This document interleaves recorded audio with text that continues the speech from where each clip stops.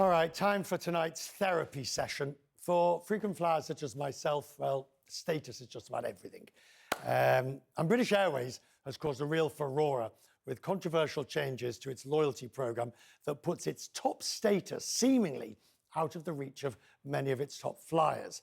Passengers expressed absolute rage on social media. If you look, cannot believe BA, what have you done? This ridiculous move to revenue-based loyalty will destroy executive. I'm a first-class GGL after 15 years. What an absolute mess.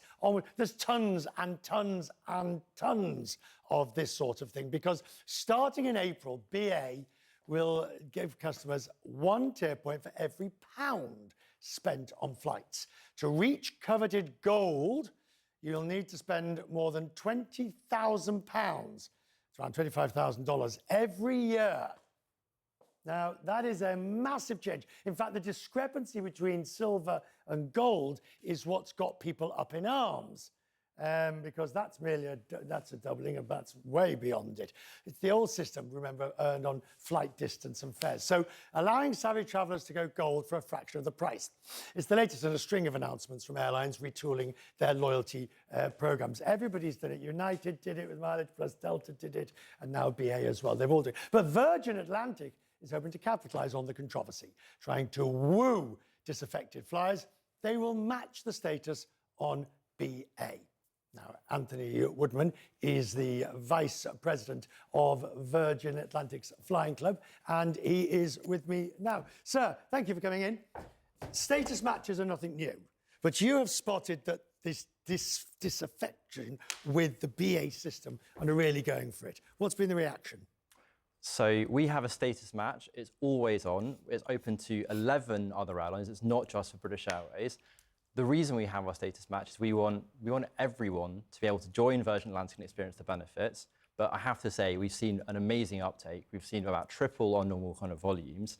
And of course, at the moment, if you're based in the UK, 1 of 5 status matches will become a points millionaire by Valentine's Day. But there is a reason why all the other airlines went to a revenue-based model. It was either there were too many of the golds, they wanted to cut back, they wanted to make it more exclusive. How are you going to handle that? So there are 2 different things here. There's the mechanic by which you earn your tier status, and we have a different model. We try and make it really simple. It's based on the number of flights. We're long haul only, so we can be really simple for our customers.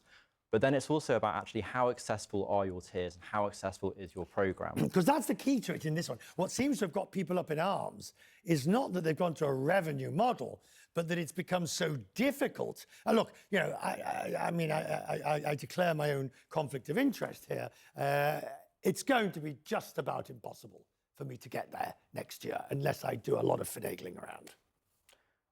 So there's something really interesting in this dynamic, and I've seen it in the press, and I've seen it in the blogs, where somehow the desire of customers to have a really amazing premium experience it's almost like a problem.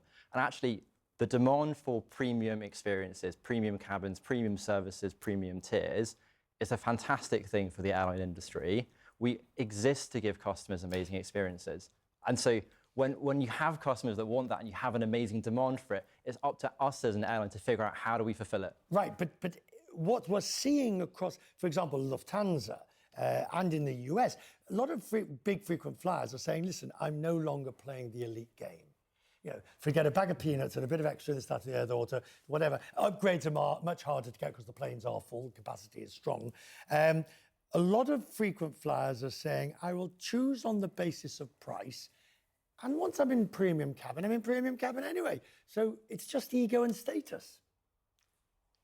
But this is the thing. It's got to be worth it. It's got to be worth it for a customer. And that's the job of a loyalty program. It's serving your customers. That's what we're here to do. And if customers don't think it's worthwhile, you're absolutely right. They'll stop engaging. And as someone that runs an amazing loyalty program, I know that the most important thing, the reason that I exist, the reason that we exist, is to serve our customers. So if customers don't like it, they will tell us, they will vote with their wallets, they will vote with their feet. We saw that with your partner, of course, and part owner, Delta, when they made some fairly dramatic changes. Very quickly they heard about it and they reversed many of those changes. it's to their credit that any program will listen to their customers, make the changes they need to make, because at the end of the day, they're powered by their members. Delta, of course, are very different to us in their network and what they're trying to achieve. We get to look very different because of Virgin Atlantic. By the way, congratulations. It looks like you might actually get Heathrow Airport's third runway. Maybe in our lifetime, I don't know, but the British government said it. But I was working out, do you know, do you know the first Heathrow runway, for the first time a third runway was mentioned was before Virgin Atlantic started flying, back in the 1950s. Exactly. It's been a very long-running conversation. Clearly, we've all seen the news today, and clearly a thriving Heathrow, a thriving aviation sector is great for especially UK passengers. Come back and tell us how this is all going. Absolutely. Good to see you. So thank you very much.